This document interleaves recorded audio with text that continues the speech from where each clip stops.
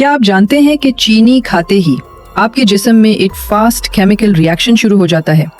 جیسے ہی آپ چینی لیتے ہیں یہ منہ سے خوراک کی نالی کے ذریعے سیدھا معدے میں پہنچتی ہے۔ معدہ اسے توڑ کر آگے چھوٹی آنت میں بھیجتا ہے۔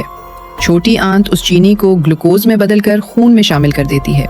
یہی وہ لمحہ ہوتا ہے جب آپ کے جسم میں شوگر لیول بڑھ جاتا ہے۔